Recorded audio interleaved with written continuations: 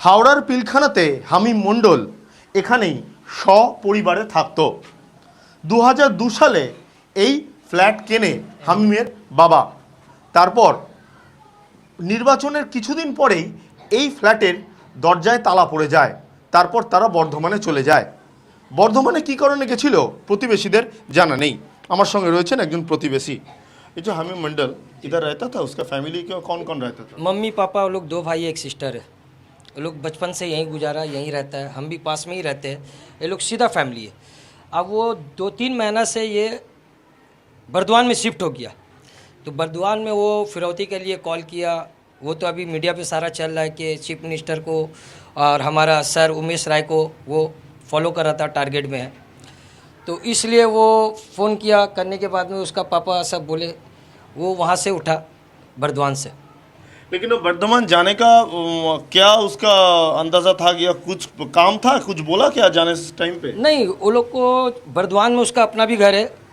वो लोग को ये घर छोटा पड़ रहा था। जैसे मैंने बाड़ी वाले लैंडलॉर्ड से बात किया था, बोला लोग को छोटा पड़ रहा था घर, फैमिली बड़ा हुआ, तो वो लोग बर्दवान में शिफ्ट हो गया। अब उसका मोटिव क्या था वो जानता है। लेकिन वो जो हमीम मंडल वो कि इधर रहता था या बाहर रहता था, कभी कभी इधर आता था? नहीं, यहाँ रहता भी था, 2 घंटा 1 घंटा घर पे रहा, फिर वो निकल गया। कभी 2 दिन बाद आता है, कभी 1 दिन बाद आता है, कभी नज़र भी नहीं आता। अब वो बाहर क्या कर रहा है मम्मी पापा कैसे पता करेगा? जैसा कोई आदमी सुबह जाता है काम के लिए, रात को आके इधर रहता ही, फिर से सुबह जाता है। हाँ। हमीम मंडल का ऐसा था या वो इधर उधर रहता था और फिर आ जाता, ऐसा होता है? हाँ, ऐसा ही समझे। वो कभी घर पे रहता था, कभी नहीं रहता था। बस अब क्या बोलूं। काम क्या करता था वो? वो काम कुछ नहीं करता था, कुछ भी काम नहीं करता। उसको देखे कभी आए हो? टेररिस्ट हो सकता है कोई ऐसा? देखिए, उसकी वजह से तो पूरा पिलखाना बदनाम हो गया है कि हमारा पिलखाना में ऐसा कोई टेररिस्ट, कोई आतंकवादी हो नहीं सकता। आपस में हम लोग का झमेला होता है, यहीं ख़त्म हो जाता, थाना पुलिस होता।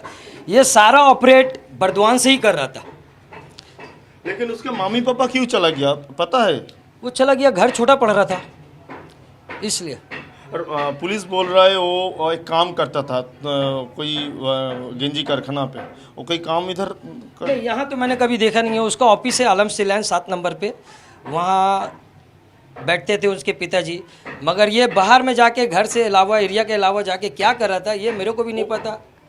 वो जब आता था तो कोई आदमी आता था, कोई लड़की आता था, ऐसा होता था क्या? नहीं, वो लड़की से यहाँ एरिया में हम समझ लिया एकदम नीट एंड क्लीन लड़का था, उसका पूरा फैमिली। फिर एक सवाल आपको पूछेंगे, उसका जो घर जो बंद हो गया इलेक्शन के बाद या पहले? बाद। अब उसका मोटिव क्या था वो जानता है। और सारा ऑपरेट वहीं से कर रहा था। हमारे ये भाई की वजह से, हमीम मंडल की वजह से पूरा पिलखाना बदनाम हुआ।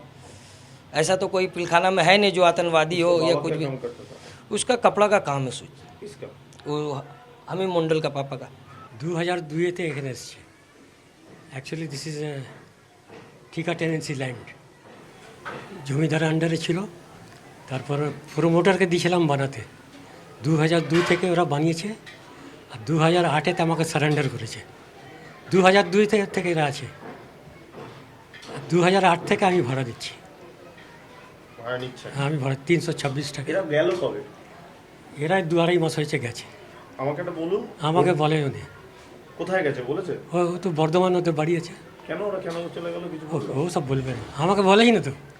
আপনাকে যাওয়ার সময় বলেনি? না না না, আমি তো পরে শুনলাম চলে গেছে ওরা।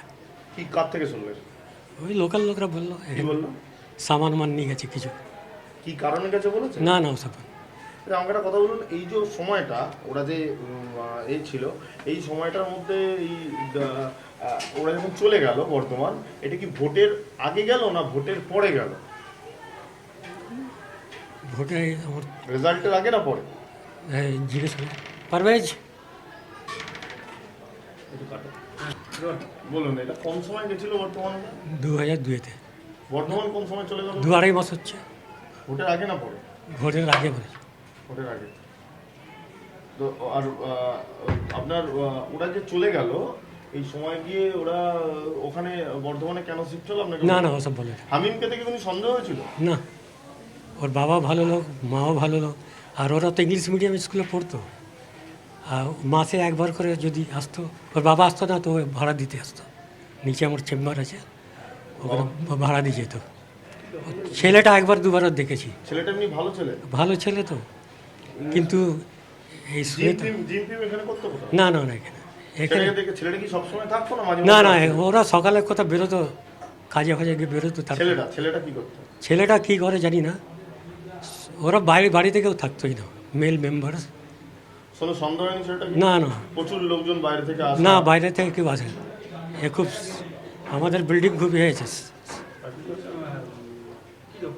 কি ডকুমেন্টস দিয়েছিল ওই সময় আপনাকে? আধার কার্ড দিয়েছিল না? হ্যাঁ আছে, ডকুমেন্টস দেখো। দিচ্ছিল, ডকুমেন্টস দিয়েছিল? হ্যাঁ কি ডকুমেন্টস দিয়েছিল? আধার কার্ড আছে, ওর আমি বায়োডাটা দিয়েছিলাম। সবার? হ্যাঁ আছে।